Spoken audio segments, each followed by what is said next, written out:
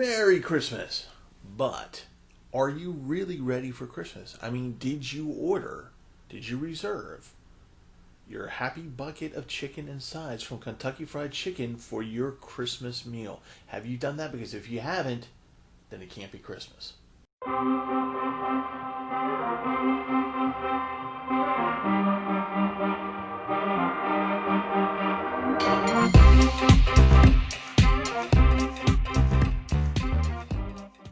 Hi there, my name is Steve Gearhart, and this is the Otaku Observer. Thank you so much for stopping by and watching.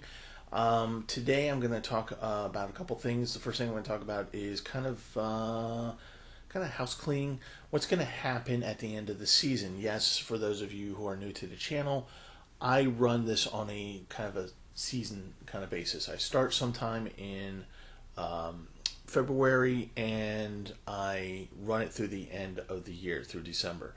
So January I'm kind of on semi-hiatus, and then in February I start back up again.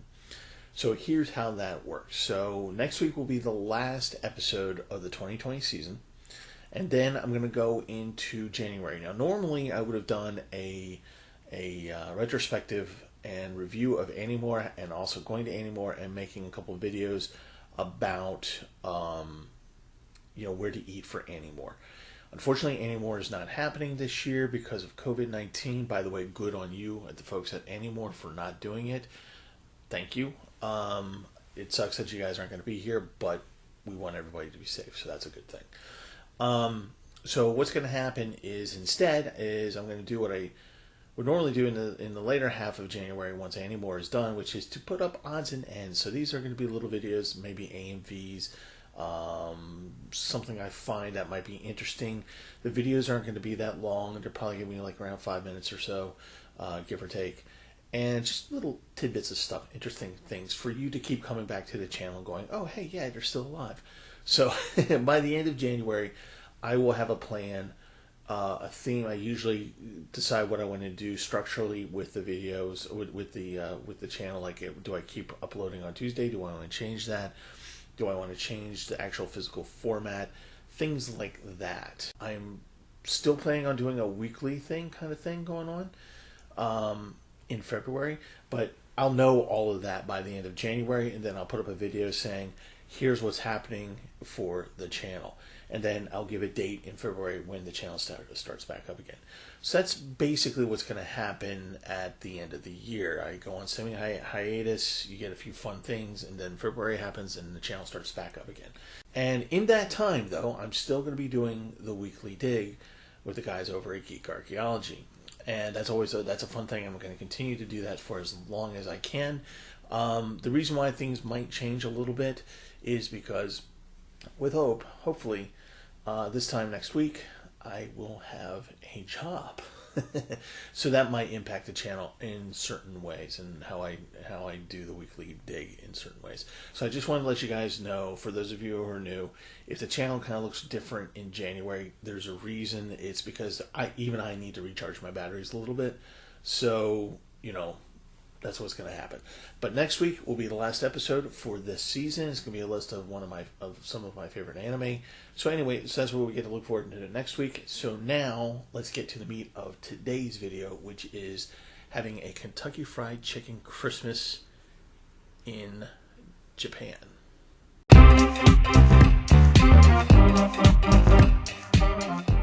Alright, so every year I kind of talk about this a little bit, and it has to do with the fact that in Christmas in Japan, there's a tradition of actually getting your Christmas meal from Kentucky Fried Chicken. Yes, you heard that correctly. In Japan, that's a big deal. It's a thing. It's what they do. Now, we know that in Japan, they kind of adopt Western, traditions and the holidays and things like that, and Christmas is no different.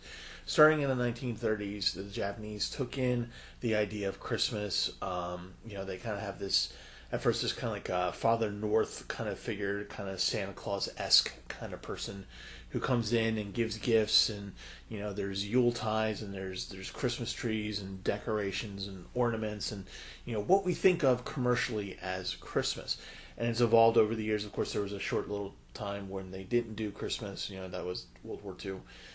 And then after World War II, Christmas came back into vogue in Japan, and basically it's not a spiritual holiday there, but it is a commercial holiday, and it's a holiday of giving, and so people get into the spirit of doing that kind of a thing, and it's really kind of cool to see another culture adopt Christmas to their own ends. So this video today is about how Kentucky Fried Chicken actually became a thing in Japan for Christmas. Okay, so in the 60s, during, I think it was the World's Fair, or some other kind of big show, an international show that Japan was hosting, KFC restaurant was there, run by Japanese people. People seemed to like it. So the corporate heads over at KFC in America said, well, why don't we open up a Japanese branch of KFC in Japan? So they did that, and it was really a handful of KFC restaurants. Really not that many. We're talking like maybe 20 or so, if that. I think I'm being generous with the number there. But one of the restaurants, the very first one, which was opened in Nagoya in 1970, it opened and it didn't do well. So the very first manager of a KFC in Japan was this guy named Takeshi Okawara. I think I'm saying that right. And he loved the fried chicken from KFC. I mean, honestly, who doesn't? But he really liked it, and one of the reasons why he did this job was so that he could actually learn how to make the chicken for himself. But he's still, it's a job, and he wanted to do well. And like I said, unfortunately, KFC just didn't catch on. And one of the official stories about KFC is that the whole reason why that they created it over there, or started that branch in Japan, was because there were a lot of American expats or American businessmen, women, families, and stuff like that, who might be missing the taste of home, and fried chicken is definitely an American thing. So they wanted to try and capitalize on that. Now, that is one story about how KFC started and why it did so well during Christmas, kind of pulling on the heartstrings. And, it was basically Americans living in Japan that made the tradition happen. That's a plausible story, and I'm sure that there's truth to that, and it did contribute some elements to it. But as it turns out, over time, we discovered that, the guy, Takeshi Okawara, he might actually be responsible for the KFC tradition in Japan. See, here's what happened. So, KFC's falling apart in Japan. They're not doing well. They're starting to close stores one by one, and pretty soon it got down to a handful. And Okawara's shop was doing so badly that he couldn't pay his own rent. So he was actually living in the restaurant. Okay? So finally, I think the KFC corporate said, okay, we're going to do one last cash grab here for Christmas. Let's see if we can get the guys to do a Christmas promotion there in Japan and get them to get as much cash before we shut the whole thing down. So the order went out to the remaining stores, restaurants, and they did their own thing. Okawara was able to get a gig over at a local Catholic orphanage. So this nun came over and said, I understand you need to do a promotion. Could you come over and give away free chicken to the kids and kind of do a holiday thing for them because they're sad orphan children and we want to make them happy. So he did like what the other guys did in the other stores, and they. He got all the chicken together and, made a festive little display. And in a moment of inspiration, he decided, he goes, you know what? I'm going to do a costume that's kind of like Colonel Sanders and kind of like Santa Claus, Santa-san. So let's see how well that does. So he comes up, he's dressed up as Santa, sort of a Santa Colonel Sanders hybrid. And he shows up. And he's got all this chicken, and the kids are happy. Look, it's Santa, it's Santa. What orphan wouldn't be happy to have Santa in their orphanage? So he shows up, And he starts giving out the chicken, and then he just gets another blast of inspiration. And he goes, and he said that he sang a song, and on the spot made it up. He doesn't really remember the words, but it went to the effect of Kentucky Fried Chicken Christmas, happy, happy, happy. And then holds out the chicken for all the kids to come out and get the chicken. Well, it was a huge success. Pretty soon, another school wanted to do it.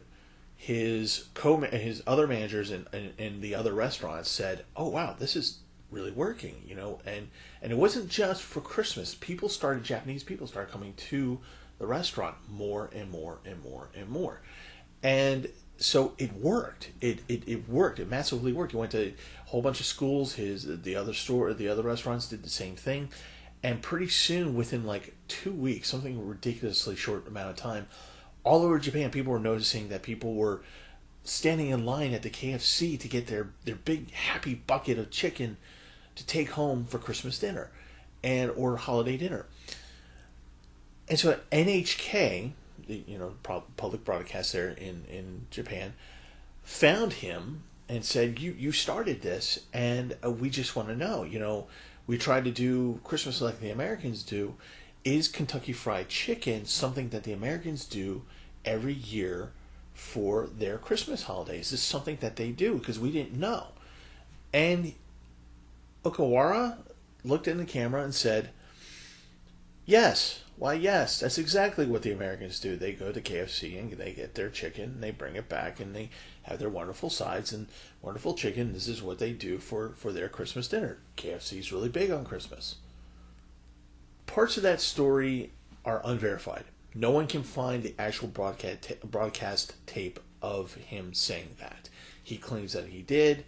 The reason why I say there might be truth to that is because he eventually became the CEO of the KFC branch of Kentucky Fried Chicken, which grew from that handful of 10 stores or so to 600 within like 5 years. Something crazy. So he was a CEO for a long time for KFC. So I kind of give him the benefit of the doubt. That's kind of how KFC got into Christmas in Japan. Now, how does it look like today? And why is it such a big deal? Well, like I said, for expats, that is something. It's something to look back at home while they're away, and it's something nice and comforting. But why did the Japanese? Why did they hook on to this? Well, again, there was this honest belief for a while there that this is how Americans do it, so this is the way we should do it. Now, obviously, they know now that that is not the case, but they still do it. And one of the reasons why they do it is nostalgia. Why not? This is something we've been doing since 1970, so let's keep on doing it. And it's good food. It's KFC. I mean, come on. Who doesn't like KFC? I love KFC. It's like crack. It's like heroin almost. Anyway, but there's a big nostalgia factor, and people enjoy doing it, and it's an easy dinner. I mean, think about it. I'm actually tempted to do it this year for my COVID Christmas. But anyway, but the other part of it is actual functionality of it, and that is this. Believe it or not, most Japanese homes don't have ovens. They have stovetop ranges, and they have microwaves, and they have hot plates, and they have different ways of cooking, but Japanese cuisine does not demand an oven. I mean, yes, there are oven recipes in Japanese cuisine, but there's not that many of them. So most households do not have an oven. Well, if you're going to emulate Americans, like, they can't do Thanksgiving because if most of your homes don't have ovens, that means that you have to order a turkey pre-made for you, and that gets pretty expensive. Well, KFC is definitely a cheaper option. Someone else is making it for you. You don't have to deal with the dishes, and your holiday meal is secured. You just have to reserve in advance. How far in advance? Weeks. I think it's a good tradition. I think it's a wonderful tradition. I think it's great that people want to do KFC for Christmas. Honestly, there's, outside of traditional non-Japanese dishes that you might miss, like cranberry, turducken, gravy, and things like that, or just stuff like that, the oddball stuff. This is really a good idea. Now, over the years, they have expanded it. Part of the Happy Bucket meal is not only the chicken and the normal sides, gravy, mashed potatoes, biscuits, and things like that, but there is also a cake that you can get, a tiramisu cake that's involved with it, and there's a kind of a shrimp, not shrimp toast, but kind of like shrimp toast, appetizer that you can get as well. So there's a little bit of a Japanese twist in there. But honestly, I mean, this is a great idea. So for those of you who are stuck at home for Christmas, maybe you can't see everybody and like me, and we're just, it's 2020, so we're gonna have a COVID Christmas. This might be a good idea. I'm thinking it might. What do you think? Do you think you want to do KFC for your COVID Christmas? I think I might, and if I do, I'll let you guys know. So yeah, that's it for so. Tell me let me know what you think if you're going to do a KFC for your COVID Christmas. In the meantime, my name is Steve Gerhardt. This is the Onagi Observer, and COVID-19 is still a thing. So wear your face masks, social distance, because someday, you and I might meet, and wouldn't that be cool? All right, like this video if you like it. Subscribe, please subscribe. If we get up to 250 people, then we're going to get digital sushi, and who doesn't want digital sushi? And beyond that, there will be one last video for the year after Christmas. Same upload time. It's going to be about my favorite anime. And you know what? Have a happy holiday. Have a Merry Christmas. Enjoy it. And if you actually do Kentucky Fried Chicken for your Christmas dinner, please let me know. Let me know down below. Okay? Cool. Merry Christmas.